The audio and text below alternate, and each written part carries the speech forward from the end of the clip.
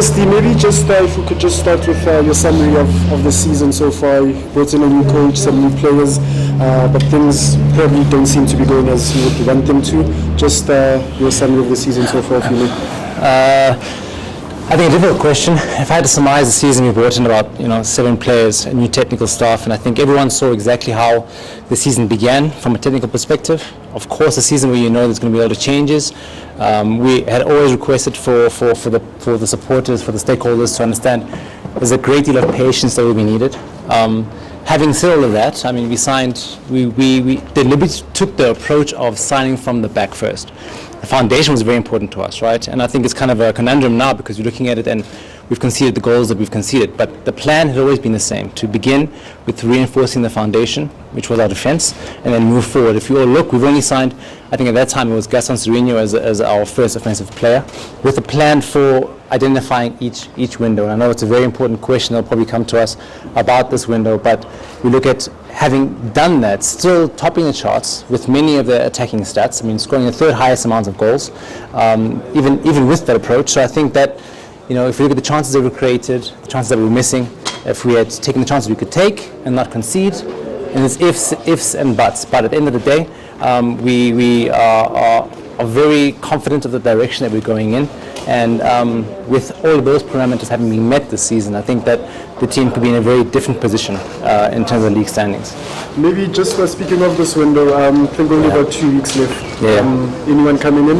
The coach has been very blunt about needing some more. Yeah, I think it's always a sensitive topic because we would love as a team to be able to be transparent and speak to the people. I mean, our people and the fans are the most important people and stakeholder, and we respect them tremendously highly. And I really want to just take away this connotation that the club is not doing anything, the club does not respect its supporters. They are everything to us. We do everything for them, and it would be foolish for us not to be doing anything in this window. We've got to respect the players that we do have, give them the confidence for them to be able to do the job in the field, but we are very much aware of the areas that we need to strengthen. We've been working tirelessly every day with the technical staff, with the management, with the committee to make sure that we make the right decisions, and we obviously have been engaged with many clubs, with many players, but it's very disrespectful to come out and speak about other clubs' players. I know people want to know information, I know they want to know progress, we would love to share that.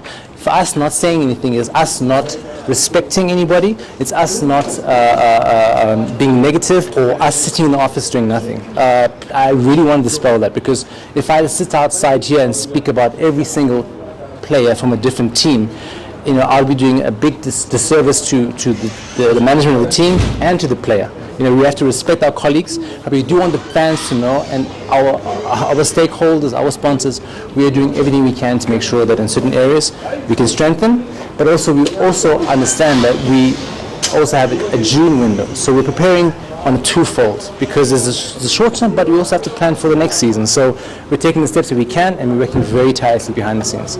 Steve, what influenced the decision to play most of your games away from home in Moses Mabhida? I think again, it's, there's many components in that decision making. It comes from a commercial perspective.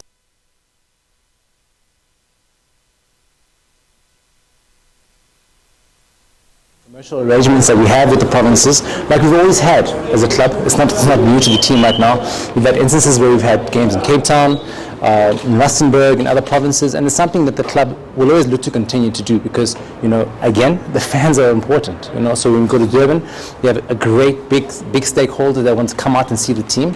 We have a relationship with the municipality, same in Polokwane, and as years go on, that will change, So we know that FNB is our home. It's an iconic stadium, means tremendously a lot to us.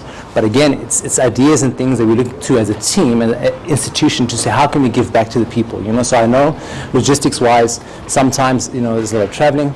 But again, it's a sacrifice that the team is also trying to do to show the people that we are with them and we're together. As the striker or attacker, is it one of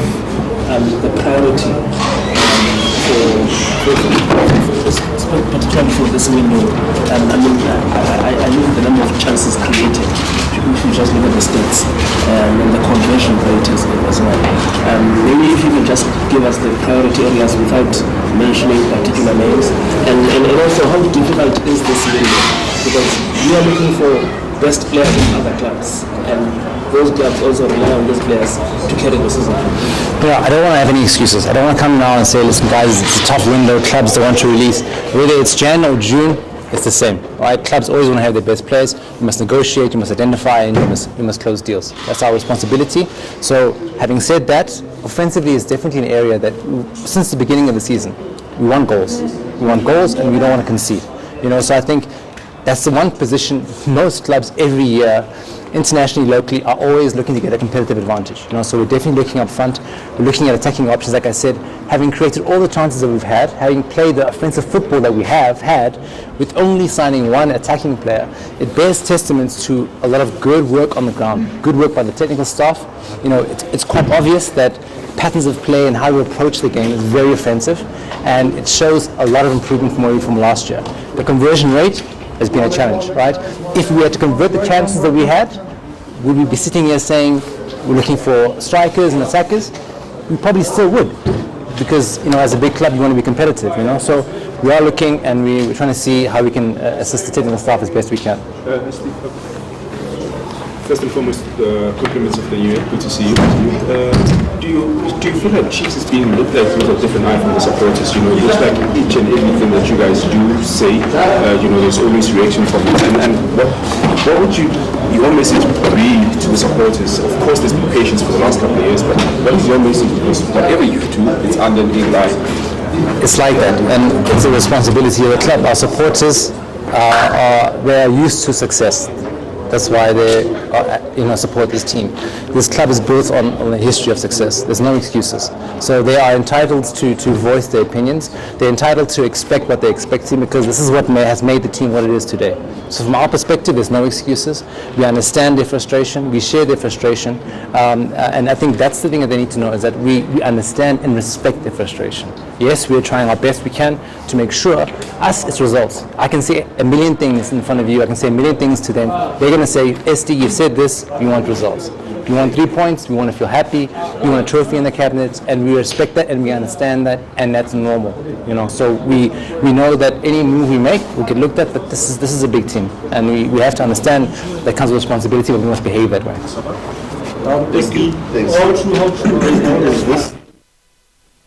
Some teams in the league make it difficult for you as far as transfer negotiations are concerned. Have you really experienced that since taking over PSL? To be fair, I don't even want to entertain that. We hear all the other clubs are our partners, they're stakeholders in the league.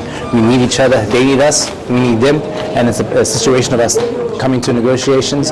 They always will have their standpoint, they want to keep their best players. If you had to ask me, anybody coming to ask, sell us Shabalala, would say no. It's part of negotiations, it's part of the industry, it's part of the business. They have their goals they want to achieve, we have ours. So it's about us engaging in a positive way and trying your best you can to achieve your goals. So we respect them and they respect us, and it's part of the industry. I think you find that worldwide. Thank you. Thanks, guys. Thank you, Jensen.